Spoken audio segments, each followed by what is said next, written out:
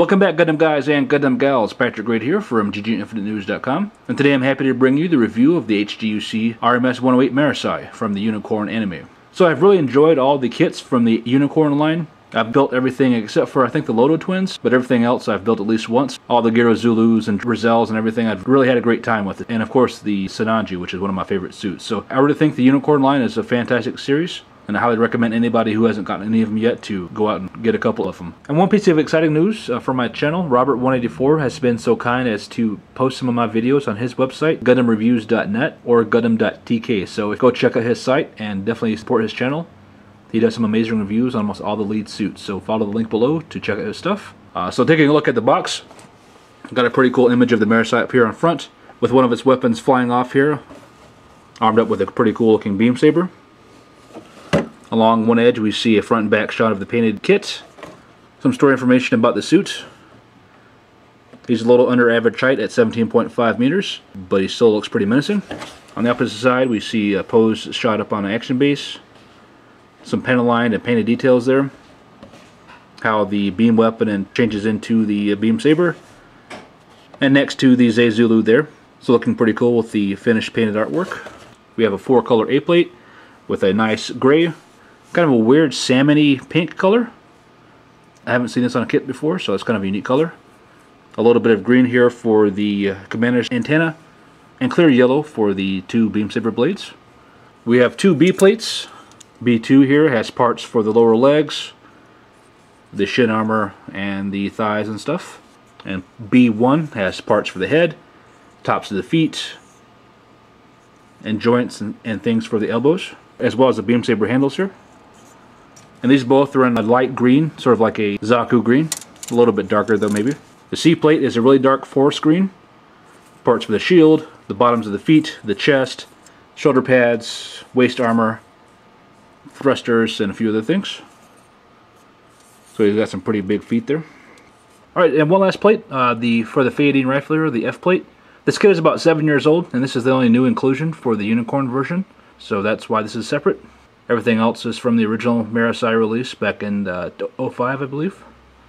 We get a small plate of polycaps, a small sheet of foil stickers for the sensors, and a couple of the details there. And there's also a twist tie kind of thing here with a copper wire encased in some plastic to use for posing for the detachable weapon. It's pretty solid, so it might hold the weight okay.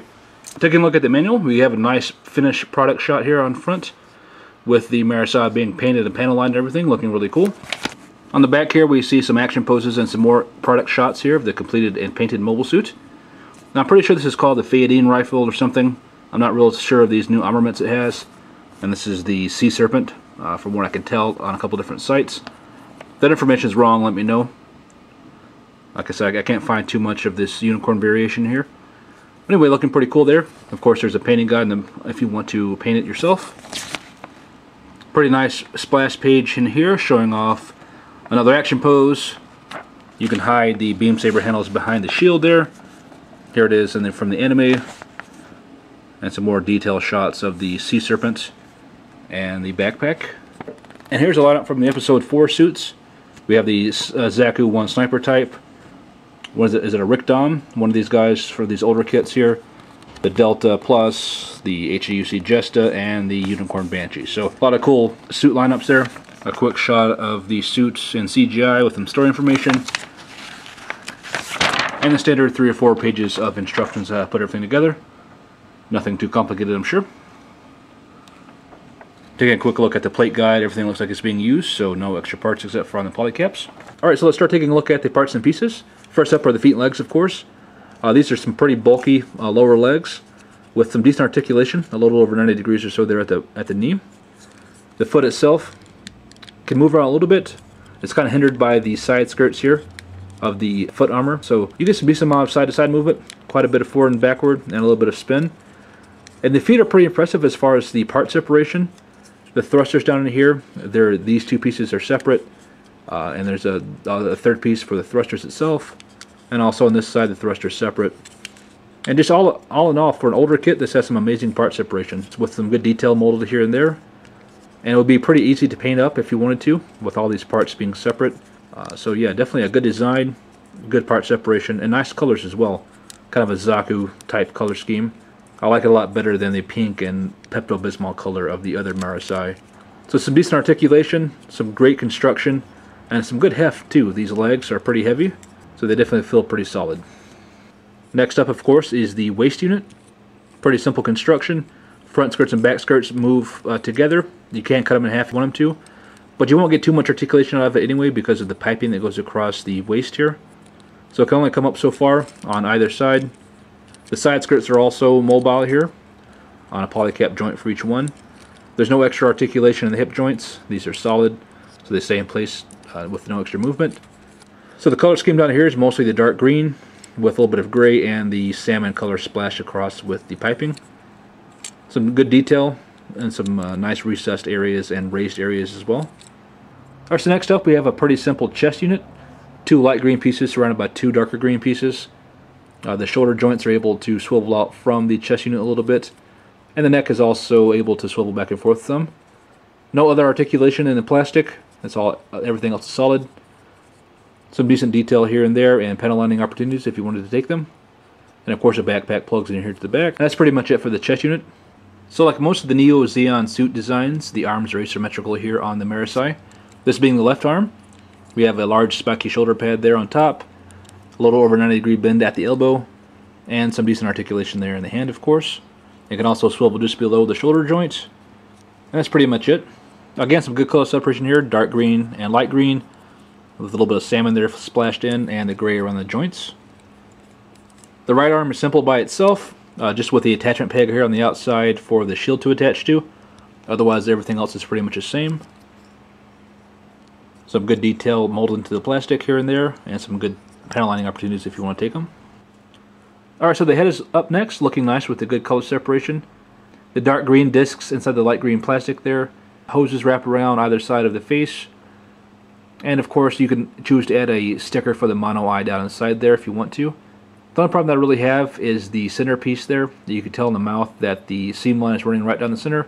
And it's really hard to cover that up, at least with my skill set. So a little disappointing, that seam line, but otherwise it's looking really good.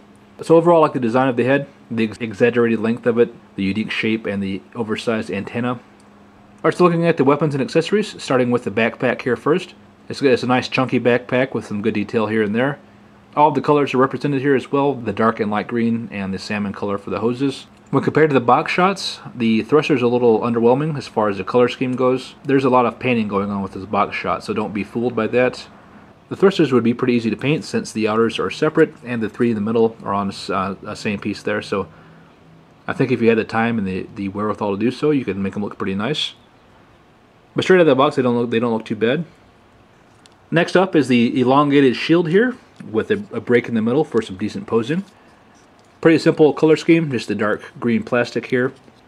But it has some good detail molded in there. So if you wanted to mask and paint, you can do that pretty easily. On the inside, lower half here, there's a connection point for the beam sabers to connect to for storage mode. And again, you get some good posing out of this joint area here. So aside from the overall simple design, I think it works pretty well as a shield. And looks good too in posing. So next up, we get 2 shorter beam saber blades in clear yellow to go along with the 2 elongated beam saber handles. And these sort of remind me of Darth Vader's lightsaber handles here. Pretty cool shape to them. Good detail there with the panel lining and stuff. Oh, and as a side note on the beam saber blades, if you collect the high grade age kits, the bad guy suits, you know that they don't come with any kind of beam saber blades, although they use them in the anime. So you can use these along with the hands if you wanted to. Just put them inside the Vulcan cannons there to recreate the effect of the beam saber blades coming out of the hands. Next weapon up here is the Great Serpent, which is a handheld weapon that functions as a grappling hook or a shocking hook kind of thing. This was used originally by the Hammurabi from the Zeta series. It's a 2-part weapon. You got the handle and the tip which separates. As you can see here, there's a little hole down each side of these things that you can attach the included wire to. So when you get it all attached there, you have a pretty cool looking little weapon. And the wire is pretty stiff, so it can hold its shape really well. So you get some crazy designs going on with it that way. Alright, so the next weapon up is the Feyadeen Rifle, which is actually a rifle that was used by the Hammurabi from the Zeta series. And even though that kid's never seen a release, we get to see some of his weapons in use here. So it's a pretty cool weapon. It functions either as a rifle or as a beam saber. So we get a couple points of articulation here, a little piece up front here, maybe a stabilizing point or something, moves back and forth. And these 2 arms back here move independently of each other and can swivel all the way around 360. And to use as a beam saber, You just plug the yellow blade into here, and this is the handle for the beam saber action. Or I guess you could hold it in his hand like a tonfa kind of thing if you wanted to. So pretty cool effect. A nice, different looking weapon. Pretty unique looking when compared to other beam saber rifles out there.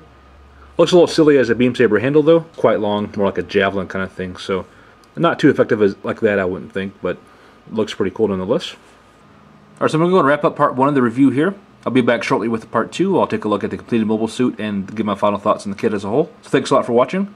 Thank you to Gun Guy for providing the kits. Stay tuned for part 2, and I'll be back soon. Thanks a lot.